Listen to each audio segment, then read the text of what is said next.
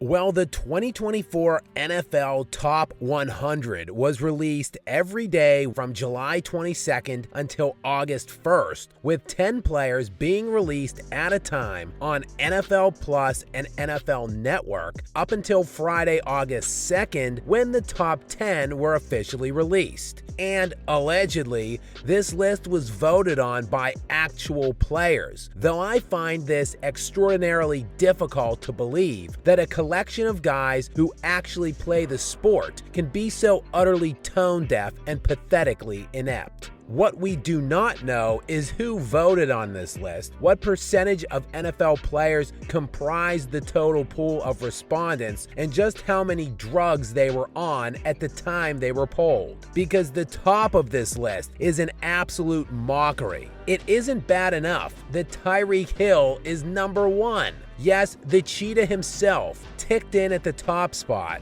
but number 2 is the real headliner here. Rising all the way from number 72 in this same poll a year ago in 2023 to claim the second spot this season was none other than the most laughably overrated player potentially in NFL history, Lamar Jackson.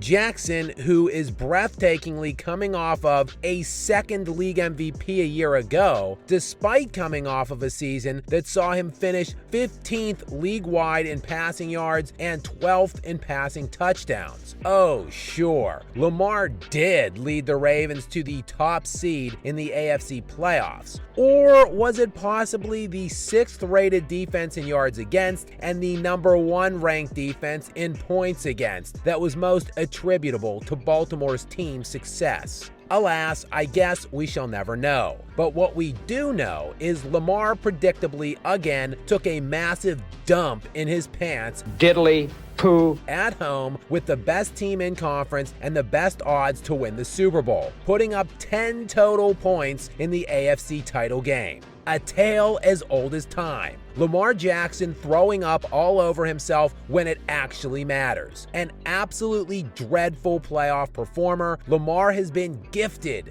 2 undeserving league MVPs and had the top seed in the NFL playoffs coming off of both of those MVP seasons with the best odds to win the Super Bowl those seasons. Yet Lamar is sporting just a 2-4 record in his entire playoff career. That is 2 total playoff wins compared to Patrick Mahomes, who has 3 Super Bowl titles. Who? Oh, you know who Patrick Mahomes is, don't you, NFL players who were polled for this top 100 list? The guy who you voted 4th on the list. 4th. Remember how Tyreek Hill was voted 1st, otherwise known as the player who started his career with Mahomes, then left Mahomes, only to see Mahomes then go on to win 2 straight Super Bowls consecutively without him in the first 2 seasons after Hill left to go to Miami? Yeah, again, that guy is number 1 on the list, and the bum Mahomes beat on the road in the AFC title game is somehow number 2 on the list. But then again, we must go back to who actually voted on this thing. This is the 14th year this poll has been conducted, and from the beginning, when it debuted in 2011, the voting pool and criteria have been shrouded in secrecy. In 2012, Colts All-Pro linebacker Robert Mathis tweeted out that he didn't get to vote on this list, and he didn't actually know anyone else that did.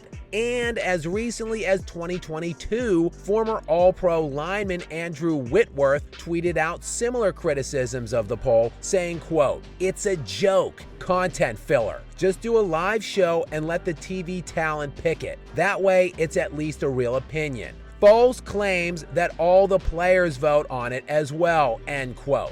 We further have absolutely no idea what the criteria actually is for this vote. Is it based solely on last year's performance? Impossible, since Aaron Rodgers ranked 92 on the list after not completing a single pass last season. Jared Goff had more yards and touchdowns last season than Lamar Jackson. And yes, that is including rushing yards and touchdowns. Jared Goff was 48th on this list, by the way. And we know damn well they can't be basing this on career accomplishments. Did you know Baker Mayfield has 21,155 total combined yards in 89 career games, while Lamar Jackson has 21,145 total combined yards in 86 career games played. And yes, again, this is factoring in rushing totals. Baker Mayfield has paced Lamar Jackson yard for yard in their careers, and they both have 2 total playoff wins to their resume.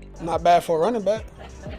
This can't possibly be real. A guy who is completing just 57% of his passes in his career in the postseason, while throwing 6 touchdowns and 6 interceptions and rushing for 3 touchdowns and losing 3 fumbles. That is 9 total touchdowns and 9 total turnovers in his 6-game playoff career, resulting in a 2-4 record where his teams are scoring on average just 18 points per game. It's a complete crap. Second best player in the NFL. Oh, sure. Does anyone realize Patrick Mahomes is just 1 year older than Lamar Jackson with 13 more playoff wins? As if Patrick Mahomes and the Kansas City Chiefs needed any more motivation to wipe their ass on the overrated chumps lying in their paths this year. The petty scrubs that voted on this top 100 list just gave the actual best player in the world more motivation